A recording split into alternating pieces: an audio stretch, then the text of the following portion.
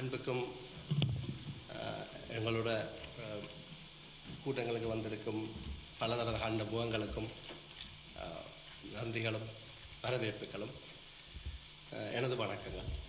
நான் கடந்த காலங்களிலேயே அதிகமான கூட்டங்களில் பேசினது கிடையாது, அல்லது பெரிய அளவுக்கு விமர்சனங்களையோ புத்தக அறிமுகங்களையோ செய்தது கிடையாது. கடந்த காலத்தில் எனக்கு தெரியாது ரெண்டு செய்திருக்கேன். இது என்னுடைய 3வது படைப்பு. என்னுடைய நீங்கள் என்னட்டு அதிகம் எதிர்பார்க்காதீங்கிறது முதலே சொல்லிக்கொள்கிறேன். ஒரு படைப்பானது அல்லது ஒரு புத்தகம் என்றது அது படைக்கப்பட்ட பிறகு அதை வாசிக்கிறவர்கள் தான் முழுமையாக தீர்மானிப்பார்கள். இந்த புத்தகம் எப்படி இருக்குது, சரியாக இருக்குது, இதில் இருக்கிற சரி வழிகள் இருக்கின்ற. விமர்சிக்கிறவர்களோ அறிமுகம் செய்கிறவர்களோ தங்களுடைய பகுதியையும் தங்களுடைய அரசியல் பின்னணிகளையும் சேர்த்து சில விஷயங்களை சொல்ல முடியும். அவை இந்த புத்தகங்களின் முழுமையான முடிவு வாசிக்கிறவர்களை பொறுத்ததான். அதை நாங்கள் ஏற்கனவே அந்த வாசிக்க போகிறவர்களுக்கும் இல்லை வாசிக்க முந்தியும் அந்த புத்தகம் சம்பந்தமான ஒரு குதர்க்கத்தனத்தை ஒரு நாளும் கொடுக்கலாதுன்னு நான் நினைக்கிறேன். அப்படி இந்த புத்தகங்களில் இருக்கிற விஷயங்கள் பிழையானது தவறுகள் என்று சொன்னால் நீங்களும் ஒரு புத்தகம் வெளியிட வேணும். அந்த புத்தகங்களின் ஊடாகத்தான் அந்த புத்தகங்களுடன் கதைக்க வேணும் என்றது என்னுடைய ஒரு விஷயம். அடுத்து நான் கடந்த காலங்களில் வாசித்த நியூ செஞ்சுரி புக் ஹவுஸ் புத்தகங்களோட ஒப்படைகளில் சன்னுண்ட இந்த 2 புத்தகங்களும் மிக அருமையாக இருக்குது.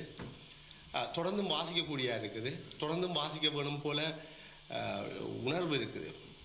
மற்றது நாங்கள் எதிர்பார்த்த கன விஷயங்களை கடந்த காலங்களில் பல புத்தகங்களை எடுத்து படித்து பார்த்து அதிலிருந்து எப்படி ஒரு சிறிய சாரம்சத்தை நாங்கள் எங்களுடைய மூளையில் வச்சிருக்கிறோமோ அந்த சாரம்சங்கள் எல்லாத்தையும் இந்த புத்தகங்கள் உள்ளடக்கி இருக்கிறத நான் பார்க்குறேன். இது என்னுடைய சிறிய அறிவாக இருக்கலாம். சில வேளை என்னுடைய எனக்கு இதுகள் சம்பந்தமான தத்துவார்த்தம் சம்பந்தமான ஒரு பாரிய விளக்கமின்மையாலையும் நான் இப்படி இருக்கலாம். இந்த புத்தகத்தை கண்டோன்னா சிறப்பாக இருக்கிறதா எனக்கு தெரியாமல் இருக்கலாம். நான் அப்படியான ஒரு பக்கத்தில் தான் இதை பார்த்தேன். இந்த 2 புத்தகத்தையும் முழுமையாக வாசித்தேன் நான் கடந்த 4-5 நாட்களில். ஹால்மார்க்ஸின் வாழ்வும் போதனைகளும் சம்பந்தமாக சண்முகதாசன் அவர்கள் நான் புத்தகத்தை தலையங்கத்தை பார்த்த உடனே நான் யோசிச்சினான், இவர் ஹால்மார்க்ஸின் வரலாற்றை பற்றித்தான் ஏதோ எழுத போகிறார், பேச போகிறார், அல்லது அவருடைய விஷயங்களை பற்றித்தான் சொல்ல போகிறார்னு சொன்னார். அது மார்க்ஸினுடைய வரலாறு என்றது மார்க்ஸ் மூலதனம் பற்றிய அல்லது மார்க்சிசம் சம்பந்தமாக எழுதினது சம்பந்தமான அந்த முழு வாழ்க்கையும் தான் அந்த வரலாறாக தெரியுது. அந்த வரலாறாக சன் எழுதியிருக்கிறார். அதில் இந்த ஃபிலோசபியல் அவர் சொல்கிற மார்க்சிய தத்துவங்களை அவருடைய வாழ்க்கையின் ஊடாக அவருடைய வாழ்க்கையின் விஷயங்களை சொல்கிறதுக்கு ஊடாக எங்களுக்கு அந்த தத்துவங்களை அவர் விளங்கப்படுத்தியிருக்காரு தான் நான் விளங்கி கண்டிருக்கிறேன். ஒவ்வொரு காலகட்டத்திலையும் அவர் தனக்கு ஏற்பட்ட பிரச்சனைகளுக்கு ஊடாகவும் தான் எப்படி இந்த விஷயங்களுக்கு வந்திருக்கிறார் என்றதையும் அல்லது இதுகளை எப்படி ஆய்வு செய்து இதுகளை கொண்டு வந்திருக்கிறார் என்றதையும் சொல்லியிருக்கிறார். ஆரம்பத்தில் எனக்கு சில விஷயங்களில் முரண்பாடுகளும் இருந்தது. எனக்கு தெரியாத சில ஆட்களுடைய பேர்கள் இருக்குது. அவர்களை பற்றி எங்கேயும் குறிப்பிடப்படையில் வேறு இடத்துல. உதாரணமாக சொல்வதென்றால் ரூசோ, வோல்டேர், ஹெல்வோஸ், லென்சிங் அப்படி கொஞ்சம் உச்சரிக்க முடியாத வேர்டுகள். அவை யார், அவை என்ன, எங்கே, அவைகள் சம்பந்தமான விஷயங்கள் இன்னும் இந்த புத்தகத்தில் நான் வேறு இடங்களில் காண இல்லை. பட் அவர்களை பற்றி எனக்கு தெரியாது. அதை நான் முதல் சொன்ன மாதிரி இந்த புத்தகங்களில் இருக்கிற ஒரு விஷயம் என்னென்னு சொன்னால், எனக்கு இருக்கிற இந்த புத்தகத்தை வாசிக்கிறவருக்கு இருக்கிற அறிவு அல்ல வாசிக்கிறவருக்கு இருக்கிற கடந்த கால அனுபவங்களையும் பொறுத்தது இந்த புத்தகங்களை முழுமையாக உள்வாங்கிக் கொள்வது. அப்படியான சில விஷயங்களையும் என்னால் பார்த்துக்கொள்ளக்கூடிய இருந்துச்சு. அதை பற்றி நான் சுருக்கமாக ஒரு சில விஷயங்களை தான் சொல்ல விரும்புகிறேன். என்றால் ஒரு முறை அவர் சொல்கிறார், சென்ற வாரம் முழுவதும் என் குடும்பத்துக்கு பானும் உருளைக்கிழங்கையுமே உண்ண கொடுத்தேன். இன்றைக்கு இன்னும் கொஞ்சம் பெறுவதற்கு இயலுமாக இருக்குமோ என்ற யோசனையாக உள்ளது. இப்படி மார்க்ஸ் எங்கெல்ஸு கடிதம் மூலமாக எழுதியிருக்கிறார் அவருடைய பிரச்சனைகளை பற்றி. நான் அதுக்கு பிறகு சன் ஒவ்வொரு கட்டத்திலையும் ஒவ்வொரு இடங்கள்லையும் கொஞ்சம் கொஞ்சமாக அந்த வரலாற்று பொருள்வாதம் அல்லது பொருள் முதல்வாதம் என்றது என்ன, அது இந்த பிரச்சனை என்ன, அது எப்படி இயங்கும், அது இந்த இயக்கவியல் என்ன, அது இந்த வரலாற்று பொருள் முதல்வாதம் கருத்துவாதங்கள் என்ன, எப்படி இன்றைய சமூகத்தில் இருக்குது, அல்லது எப்படி அது மற்ற சமூகங்களால் அல்லது அரசியல் ஏகாதிபத்தியவாதிகளால் மறைக்கப்படுகிறது என்பதையெல்லாம் அவர் இரத்தின சுருக்கமாயும் மிகவும் அருமையாகவும் தந்திருக்கிறார். அந்த ஒரு விஷயம் மட்டும் ஆங்கில மொழி மூலம் இருக்கிறது. இது ஆங்கில மொழி மூலம் தான் எழுதப்பட்டது. சிவசேகரம் மொழிபெயர்ப்பு செய்தது. சிவசேகரம் மொழிபெயர்ப்பு செய்யல சிவசேகரம் அவருக்குரிய தனக்கு உரிய அறிவோடையும் சேர்ந்து மொழிபெயர்ப்பு செய்திருக்கிறதாலையும் நாங்கள் இதை இலகுவாக வாசிக்கக்கூடிய இருக்கலாம் என்று நான் நினைச்சேன். மற்றது இந்த ஆங்கிலத்தில் இருக்கிற மொழிபெயர் சன் எழுதின முழு கடித விஷயங்களை நான் வாசிக்கலை என்று நான் நினைக்கல. அதை முழுக்க வாசித்து என்னால் புரிஞ்சு கொள்ள முடியும் என்று அதனால் நான் வாசிக்கலை. சில வேளை எங்களுடைய புதிய தலைமுறையினர் இங்கே இருக்கிறவர்கள் எங்களுடைய போராட்ட விஷயங்களையும் நாங்கள் நடத்தின போராட்டங்கள் சம்பந்தத்துக்கான தேவைகள் அல்லது எங்கள் சமூகத்தில் வேண்டி நிற்கிற சமூக மாற்றங்கள் சம்பந்தமான விஷயங்களை இங்கே பிறந்து வளர்ந்த எங்களோட குழந்தைகளுக்கு கதை கேட்கல. சில வேளை அவைட்டு ஒரு கேள்வி அடிப்படையாக வரும். இது என்ன பிரச்சனை, இது என்ன மார்க்சிசம், என்ன வந்து இப்படியெல்லாம் கதைக்கிறீர்கள், இது என்ன கம்யூனிஸ்ட் பார்ட்டியல், இது ஏன் இல்லாமல் சொல்லி அப்படியான நேரத்தில் அவைக்கு இப்போ சன்னுண்ட நேரடியான இந்த எழுத்துக்களையே கொடுக்கக்கூடியாயும் இருக்கலாம். என்றால் நாங்கள் எந்த கூட்டங்களையும் எந்த எங்களுடைய அரசியல் சமூகம் சம்பந்தப்பட்ட விஷயங்களையும் நாங்கள் கடந்த காலங்களில் போராட்டங்களில் ஈடுபட்ட ஆக்களும் அதனோட ரிலேட்டடான ஆக்களும் தான் இங்கே வாரோம். அந்த புதிய தலைமுறையின் புதிய ஆக்கள் யாருக்கு நாங்கள் எதையும் கதைக்கிறது இல்லை. அந்த வகையிலையும் இந்த சண்முகதாசன் புத்தகம் பிரயோசனமாக இருக்குது என்றும் மற்றது சண்முகதாசன் கட்டுரைகள், இந்த கட்டுரைகள் எல்லாமே எனக்கு புதியவைகள். என்னென்னு சொன்னால் இதுகளை பற்றி ஒரு சாரம்சம் ஒரு ஒரு ஒரு ஒரு ஒரு சமரி தான் இருந்ததை தவிர இந்த பத்திரிகைகளை வாசிக்கிறதன் மூலம் நான் அவை ஒவ்வொன்றுக்குமான கொஞ்சம் விரிவான விளக்கங்களை எனக்கு கிடைக்கக்கூடியா இருந்துச்சு.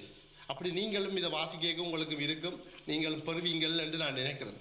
மற்றது இந்த புத்தகத்தை பற்றி நீங்கள் வாசிக்காத வரையில் நான் சொல்கிற இதையும் வச்சுக்கொண்டு நீங்கள் என்னுடைய கருத்தோடையும் முரண்படலாம்.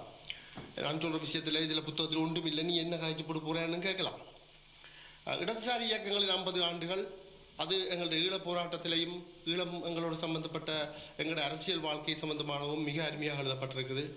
தேசிய இன பிரச்சனையா, தேசிய பிரச்சனையா, தேசிய சிறுபான்மையினரின் பிரச்சனையான்ற விஷயம், இந்திய வம்சாவளியினர் ஒரு வரலாற்று அநீதி, அது சம்பந்தமாக இப்போ ஏற்கனவே இது சம்பந்தமான சில குழப்பங்களும் இதுகளும் வந்திருக்குது.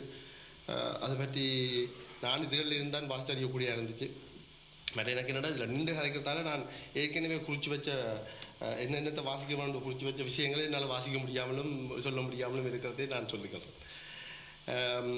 இலங்கையிலே சிறுபான்மையினர் உரிமைகள் பற்றி ஹெனாட் வூல்ஃப் என்ற அந்த சுவிஸ் லேடி ஒரு ஆள் இலங்கையிலிருந்து அவர் சொன்ன விஷயங்கள், அந்த இலங்கையில் எப்படியான ஒரு அமைப்பின் ஊடாக இலங்கை பிரச்சனைகளுக்கு தீர்வு காணலாம் அல்லது மாகாண அமைப்புகளை உருவாக்கலாம் என்ற பிரச்சனை பற்றி ஒரு விளக்கமாக எழுதியிருக்கிறார். ஓரளவுக்கு வாசிக்கக்கூடிய ஆய்வு இருக்குது. பட் அதில் சொல்கிறதெல்லாம் சரியாகவும் எனக்கு தெரியுது.